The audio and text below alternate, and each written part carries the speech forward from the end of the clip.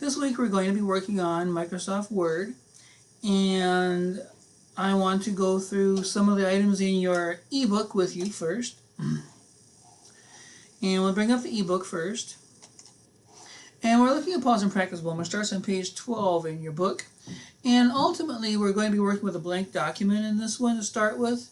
And we want to go through one of the major editing tools, which is right down here as far as the pause and replace feature. So we start with a brand new document. I'll go through a couple steps with you here. We open up a brand new blank Word document.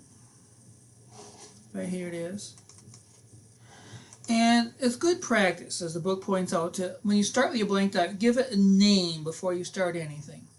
You can name it two ways. You can click the Save button right here, or the way the book wants you to do, go down here to File, Save As, File, Save As, pick the cloud to save it into OneDrive. And you start with your lowercase initials, R-E space. And for this instruction here, they want us to name the thing capital P space W 1-1.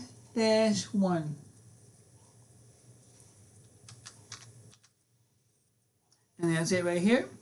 Click on Save.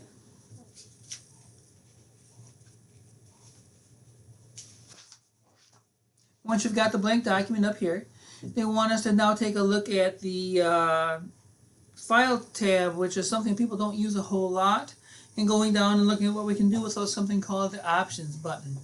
Click over here on the left where it says File. Scroll all the way down to the bottom of the left where it says Options. Click on Options. You're going to see this big square open up that says Word Options. Click on the tab here on the left that says Proofing right here. And look for autocorrect. This is how your computer can correct an awful lot of misspelled words, that kind of thing. Words like Sault Ste. Marie that don't fit easily into any kind of spell checking system because it's a French word. In this one situation here, you're working with a real estate agent and her last name is Cavalli. And the way Microsoft Word will spell Cavalli and spell check it are two different things. So we want to spell it in here as C-A-V-A-L-I under the Replace button right here. Type in Cavalli, C-A-V-A, Cavalli. Come over here, replace with, type in C-A-V-A-L-L-I, and click Replace. Okay. Autocorrect. Okay, I've already played with this once, and there we go.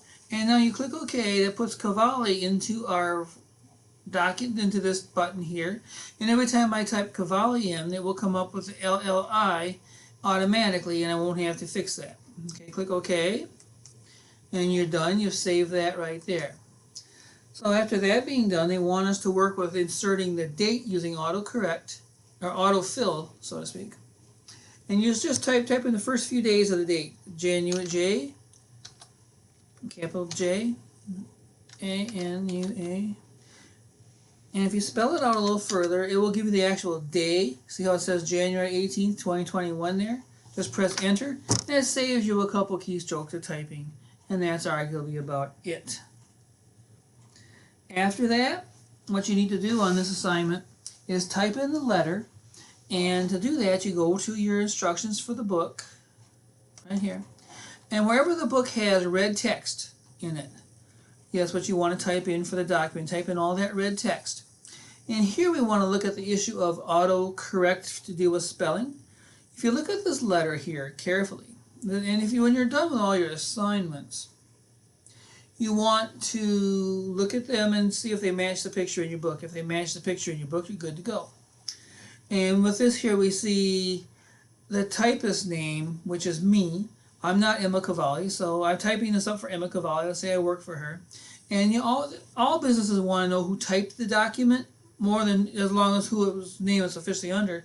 And this is traditionally done in business with a lowercase letter of your first initial and your lowercase letter of your last name. So my name is Rick Elder, so it'll be lowercase R-E. And I do not use your middle initial, please. Okay. So And then the word below it that says enclosure, that only gets typed on a letter if there is something enclosed inside it besides the basic letter. Say you stick a small piece of paper inside here beside your letter. That would indicate to the reader that they should be looking for something besides a letter when they go to work at it. Let me take a look at a finished document here for you.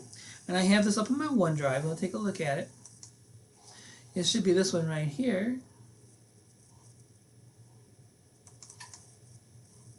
There it is right there. And you'll see this is exactly what you need to type up right here. And you notice down here I've got the lowercase re.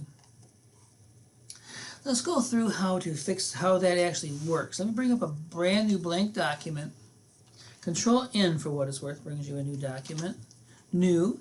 And now when I type in here, if I type in RE for my initials and I hit enter, it should capitalize that R. Well, I don't want that R capitalized in my letter. So we want to deal with what's called auto and disable the auto capitalization feature. You put your mouse right under the R, like right next to the R, and you see a little blue line comes up next to it. Bring your mouse down over to the right, click that little down arrow, and it will say undo automatic capitalization. Click it, and it just takes that out of there. Okay. The other way to fix that is this, which is not quite as professional. Let's say you type it in, okay, and type in your name here, R-E, and once you've decapitalized it, it won't put it back in. Control N, new document. Just so I can demonstrate how this works, once you disable it on a document, once you do with this document, you're done. And there comes the capital R. The other way, which I say is not as a professional, just put your insertion point to the left, type in a lowercase r, and that will fix it. One thing with Microsoft Office you'll find out as you work through the projects is that there are 3 to 4 different ways to do things in Microsoft. And as a good Microsoft user, the main thing you want to do is learn to find the one that works the best for you. I'm going to end this video at this point in time, and then I will prepare another one for Pause and Practice 2 and 3. This is Rick Elley now signing off for Bay Mills College. Bye.